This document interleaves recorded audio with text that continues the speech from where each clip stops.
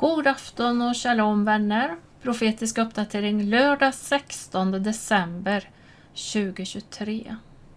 Först vill jag ta upp om en söt liten flicka som jag är övertygad om grep allas våra hjärtan när vi fick veta vad som hade hänt.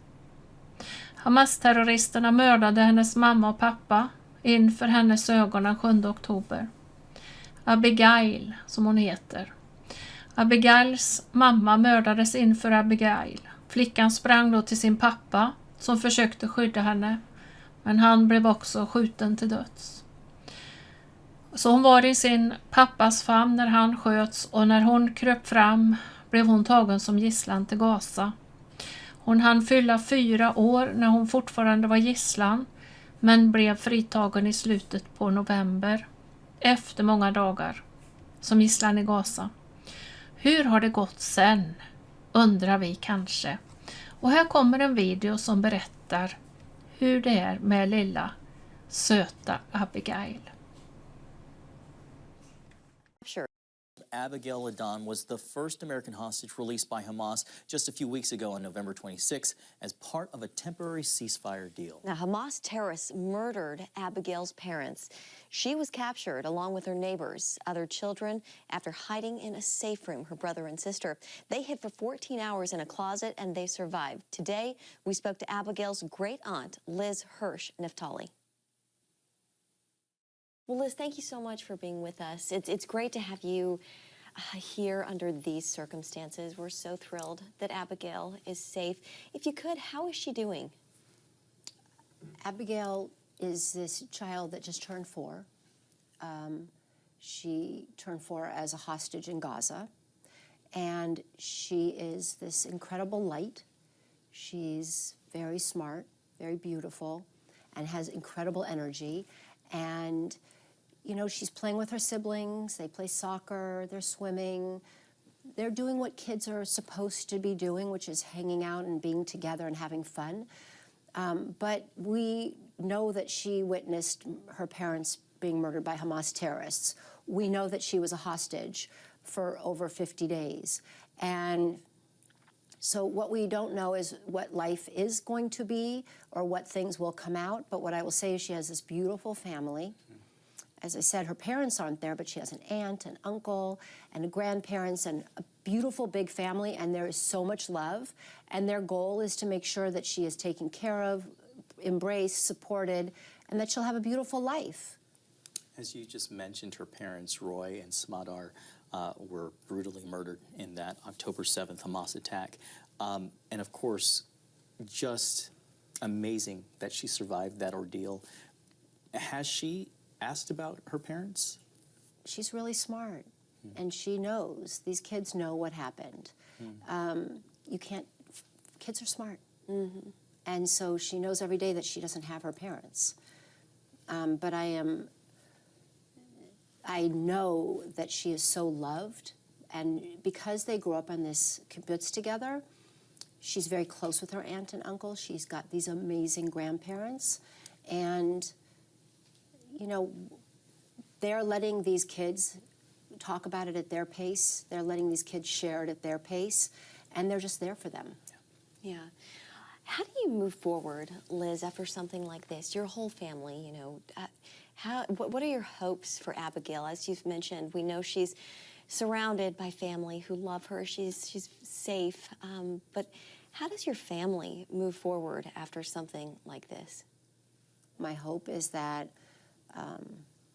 that as they move forward, they will always honor Smadar and Roe, and they will always be a part of their lives, but that they will, that these kids won't be in the limelight, that Abigail will be able to be a normal child, and her siblings will be able to just do what kids do.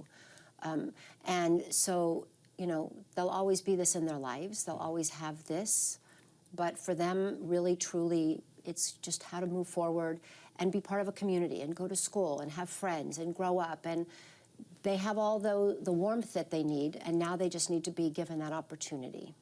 I love that. I think it is so important to remember that these are children. Roy and Yeah. Smudar, can you tell us a little bit about who they were and the light that they brought while they were here on Earth? Yeah, I mean, they were peaceful people. They lived on this kibbutz. They raised their 3 children. Smudar grew up on this kibbutz.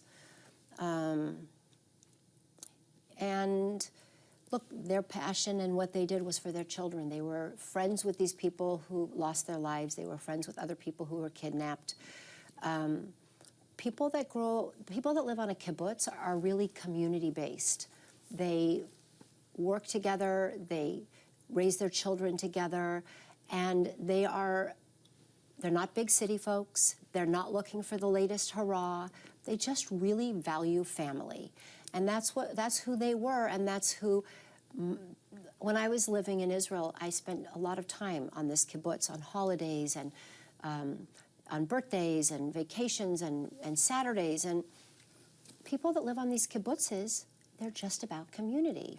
And on that Saturday morning, it was early, but many of them were already outside walking their dogs, playing with their kids. That's what it was. It's like a safe neighborhood here in America that all of a sudden was not safe anymore. Jag läser från psalm 62, vers 6. Endast hos Gud har din ro min själ, ty från honom kommer mitt hopp. Endast han är min klippa och min frälsning, min borg, jag skall inte vackla. Hos Gud är min frälsning och min ära, min starka klippa, min tillflykt har jag i Gud. Förtrösta alltid på honom, du folk. Utgjut era hjärtan för honom. Gud är vår tillflykt. Sela, sela, som betyder stanna upp och tänk efter. Tänk på detta. Människobarn är bara en vindpust. Myndiga herrar fulla av lögn. I vågskålen är det för lätta. Tillsammans väger det mindre än luft.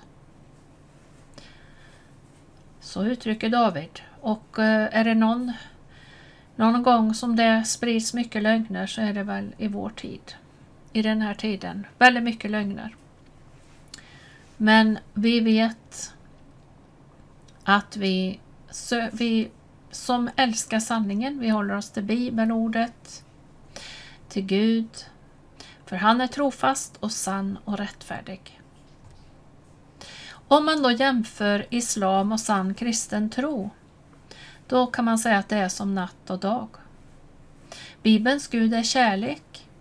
Han vill att alla människor ska bli frälsta, det vill säga ta emot förlåtelse för synd genom det Jesus Guds son har gjort för oss. Messias, Israels konung. Vad gör Koranens Gud? Och här har jag litet G på Gud. Sprider terror och terrordåd. Ja, faktiskt. Exakt det. Han vill stjäla, slakta och förgöra. Och då vet vi vem det är. Och här kommer en video.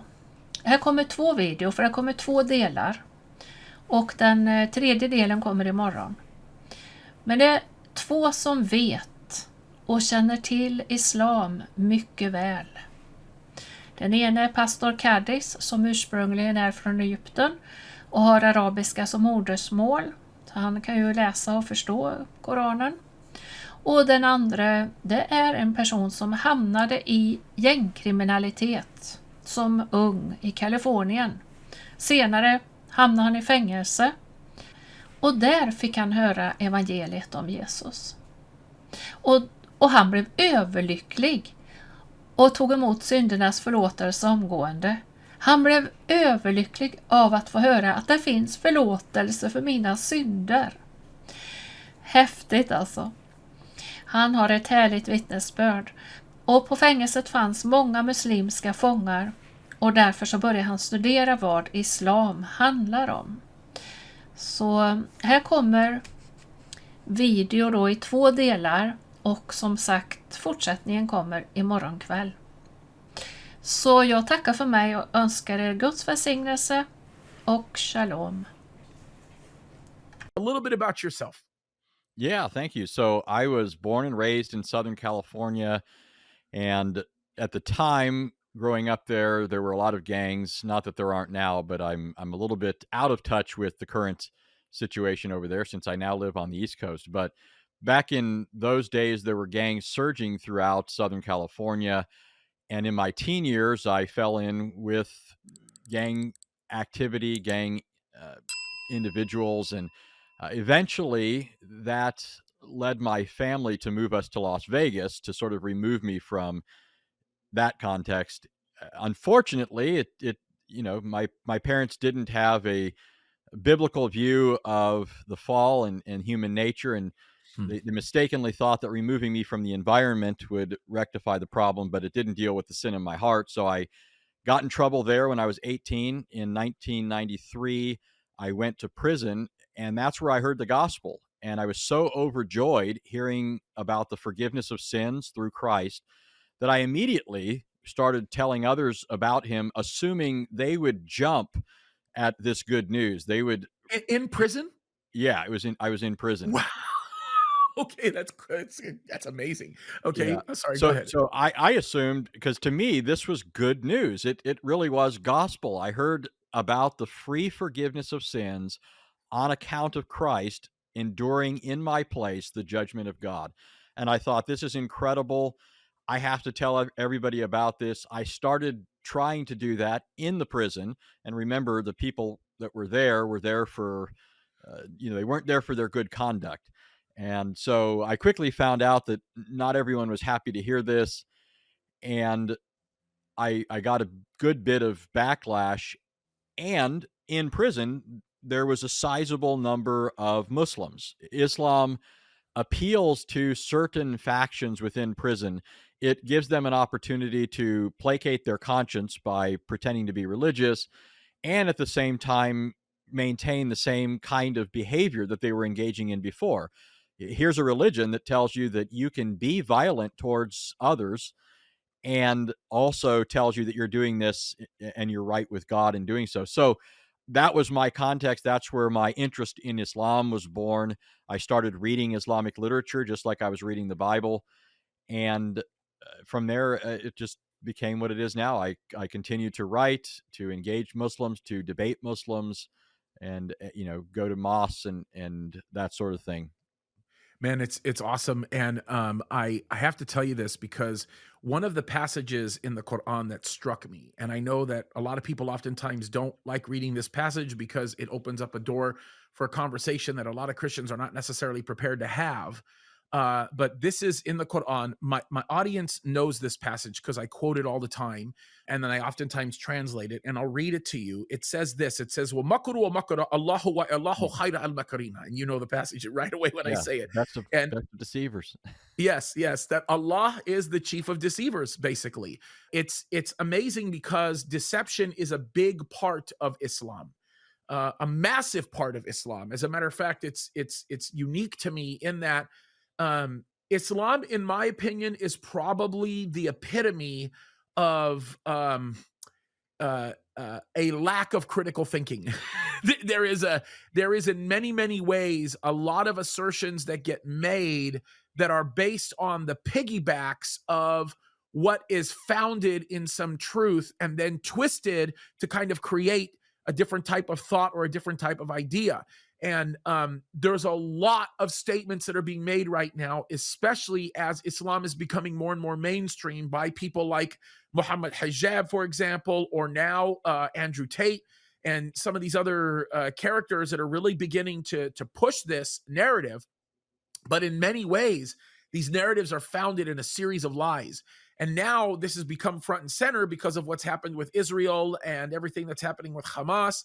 And what's scary about the Hamas Israel thing is that a lot of people think that it is just simply an issue that is mutually exclusive to Israel, and it has no real issue or bearing on the United States of America or anybody else. And it is still mind-boggling to me how benevolent so many people are to the cause of Islam in supporting Hamas in a time like this. So much of it doesn't make sense. So how about we start on this? And one of the things that I hear a lot as we're talking about Hamas and we're talking about what's going on right now in Israel and so much is that these are extremists, and there's, this is not Islam, and this is not what we believe, and this is not our thought, and so on and so forth. When in reality, my assertion is they're doing exactly what they're asked to do. Me and you are biblical fundamentalists. We believe in the fundamentals of the Bible. I believe that these people are fundamentalists in Islam. They believe in the fundamentals of the Quran. This is their assertion. This is how they carry themselves. Can we talk about this a little bit? Because this is very not understood by a lot of people because it's unknown. I mean, there's not a lot of discussion about this stuff. Can we talk about that? Yeah, absolutely. So I told you I started studying Islam. I was reading the Quran. I was reading whatever Islamic literature I could get my hands on when I was first converted because I was surrounded by Muslims. I didn't really focus much on the jihad aspect of the religion because it was in a sense a moot point in my context. I'm in a prison. These guys could be violent, but it just wasn't, it wasn't a war, it wasn't a national type thing. But it was all there. I knew it. I was reading it, and it was surprising to me on 9/11. Now, this is many years after I had encountered Muslims and was reading their sources. 9/11 happened, and I remember my surprise at the time was, gosh, I'm surprised that something like this hadn't happened earlier in my lifetime. I know there were things that were happening around the world and things that had happened before my time, but I just remember thinking everything I read in the Quran, I was kind of surprised this was the first time that it became a big issue for people. But then I'm looking and I'm seeing that they're all surprised that Islam is being represented this way, as if this is representative of Islam. So there was a lot of craziness in my mind when I saw. But one of the first things I did at the time was I went and picked up this book. It's by a guy named Paul Fregosi, and it's just aptly titled Jihad. And what it does is it goes through just looking at Western history and shows all the different lands that Islam engaged in aggressive warfare against, all the different lands that it tried to conquer. And it's a massive book. And even at that, the author doesn't say everything that could be said. But it's just remarkable. This is the idea that the people that are currently engaged in militant attempts to spread Islam are somehow hijacking the religion or have misunderstood it just goes against all of history since the time that Muhammad was here. But it also goes against the clear statements of the Quran. So, for example, this is Surah 3, 151 of the Quran. It says, this is Allah speaking, we shall cast terror into the hearts of those who disbelieve because they joined others in worship with Allah. So notice at the heart of Allah's project is casting terror into the hearts of unbelievers. Then in Surah 8:12, it says, remember when your Lord revealed to the angels, verily I am with you, so keep firm those who have believed. I will cast terror into the hearts of those who have disbelieved, so you strike them over the necks and smite over all their fingers and toes. Later in the same surah, Surah 860, it says, against them make ready your strength to the utmost of your power to strike terror into the hearts of the enemies of Allah and your enemies. I could easily keep this up, quoting passage after passage, but here's a interesting one from Ibn Yitzhak. He was or a biographer of Muhammad, interestingly, the earliest biographer. So if this is not a useful or reliable source of information for Muhammad, Muslims are in trouble because they need this kind of stuff to argue in any way for the evidential, nature of their religion. But Ibn Yitzhak says that Muhammad once said, will you listen to me, O Quraysh? By him who holds my life in his hands, I have come to bring you slaughter. And then later in a hadith narrated by Abu Huraira. So a hadith, for those that don't know, is a tradition allegedly from Muhammad. And there are different traditions. Some they'll say aren't really from Muhammad, but this is a reliable tradition by their own standards. Abu Huraira reported that Muhammad, Allah's messenger, said, now listen to this. I have been sent with the shortest expressions bearing the widest meanings, and I have been made victorious with terror. While I was sleeping, the keys of the treasures of the world were brought to me and put in my hand. So notice this. This is the Muhammad who claims that his God is all about instilling terror into the hearts of non-Muslims, who tells his people to enforce this, to follow up this act of putting terror in their hearts with acts of terror, smiting them on their necks and smiting off their hands and toes. Here, Muhammad says this God, this same God, came to him at night and offered him the treasures of the world. That ought to sound familiar to people. Here you have a individual who comes to bring slaughter, comes to bring terror. He comes to kill and destroy. And he says that the kingdoms or treasures of the world were offered to him. I think that speaks plain as day to Christians as to the true nature of this religion, its agenda, and so forth. I think that is so heavy. And I think that